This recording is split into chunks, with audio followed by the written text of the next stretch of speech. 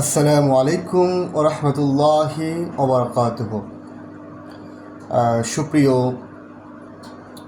Viewers, আশা করি আপনারা ভালো আছেন। আমিও অত্যন্ত ভালো অবস্থায় আছি। তবে আজকে আপনাদের সামনে হাজির হয়েছি কয়েকটি গুরুত্বপূর্ণ কথা বলার জন্য। প্রথমত আমি কথা বলবো আমাদের শারীরিক কন্ডিশনের উপর ভিত্তি করে।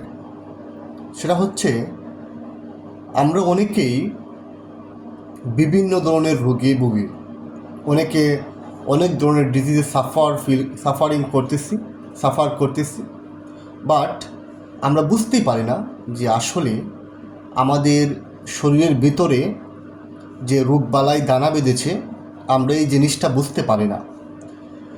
এই বুঝতে পারি না, ধরুন আমরা সঠিক সময়ে যে সঠিক চিকিৎসা বা ট্রিটমেন্ট দরকার, আমরা সেই ট্রিটমেন্টটা নিতে পারি না, যার ফলশ্রুতি দেখা যায় খুবই হঠাৎ করে আচমকা আমরা বিভিন্ন ধরনের রোগে আক্রান্ত হয়ে পড়ি এবং আমরা শয্যাশয়ী হয়ে যাই, অর্থাৎ আমরা বেডের মধ্যে পড়ে যাই। আমরা সেখান থেকে রিকভার করতে হলে আমাদেরকে অনেক পরিমাণে স্ট্রাগল করতে হয়, যেটা আসলেই একটা পরিবারের জন্য, একজন ব্যক্তির জন্য খুবই খুবই একটা মর্মান্তিক ব্যাপার স্যাপার। সুতরাং আমরা যেন শরীরে কোনো রোগবালাই আসলে আমরা খুব সহজে বুঝতে পারি। এর জন্য আমাদের যে জিনিসটা করতে হবে সেটা হচ্ছে, সব সময় আমাদেরকে নিট অ্যান্ড ক্লিন থাকতে হবে। শরীরে যেন রোগ বাঁধতে না পারে, সেই জন্য পর্যাপ্ত পরিমাণে আমাদেরকে অ্যাওয়ারনেস থাকতে হবে, সতর্ক হতে হবে।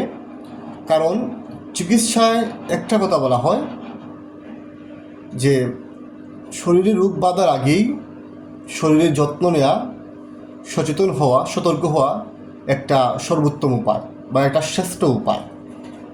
কিন্তু আমরা সবাই এই কথাটা জানলেও আসলে আমরা মানি খুবই অল্প মানুষ, যার দরুন দেখা যায় আমরা সবাই বিভিন্ন রোগে আক্রান্ত,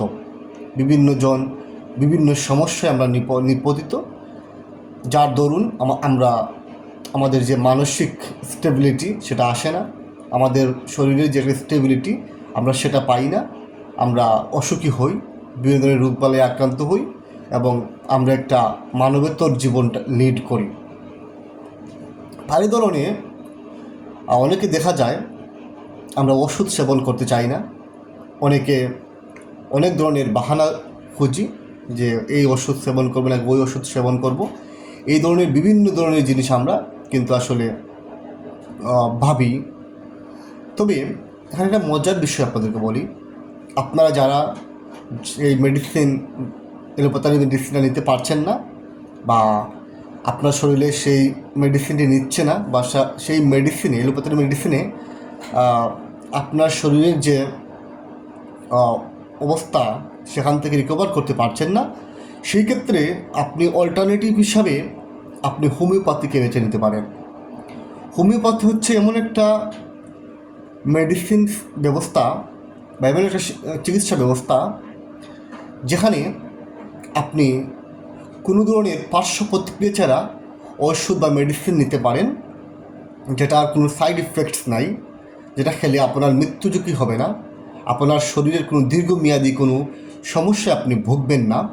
তদুপরি দেখা যায় এই হোমিওপ্যাথি মেডিসিন নেওয়ার ফলে আপনার শরীরটা একেবারে জোরে হয়ে যায়। শরীরে অনেক রোগবালাই আছে যেগুলো এলোপ্যাথি মেডিসিনের মাধ্যমে আপনি সমাধানে আসতে পারবেন না, কিন্তু এই হোমিওপ্যাথি ওষুধ সেবনের মাধ্যমে আপনি একটি গুড রেজাল্ট পেতে পারেন, যেটা আপনার শরীরের যে রোগে আপনি ভুগছেন সেই রোগ থেকে মুক্তি দিতে পারে। তেমনি কয়েকটি মেডিসিন আছে, আমি এখনও পড়াশোনা করতেছি হোমিওপ্যাথিতে।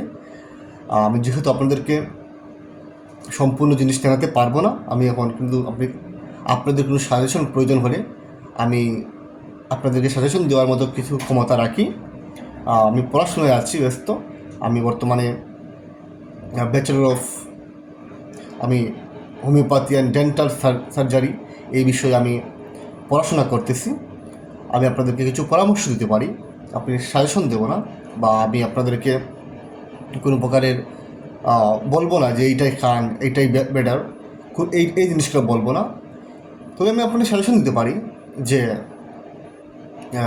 আপনারা যদি এলোপ্যাথির যে ওষুধগুলো আছে, সে ঔষধ, সে মেডিসিনগুলো যদি আপনাদের কোনো কার্যকর কোনো পদক্ষেপ আপনার শরীরে রাখতে না পারে, তাহলে আপনার অল্টারনেটিভ হিসেবে হোমিওপ্যাথি নিতে পারেন। কারণ হোমিওপ্যাথি এমন অনেক ওষুধ আছে যেগুলো অত্যন্ত কার্যকরী, অত্যন্ত ইফেক্টিভ।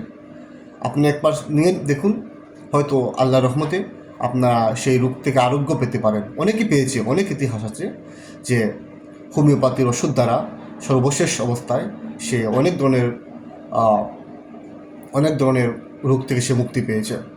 আমি আশা করি আপনারা বুঝতে পেরেছেন আমার মেসেজটি। যেহেতু এর কোনো সাইড ইফেক্টস নেই, সুতরাং আপনারা এই ওষুধটি নিতে পারেন। আসসালামু আলাইকুম ওয়া রাহমাতুল্লাহি ওয়া বারাকাতুহু।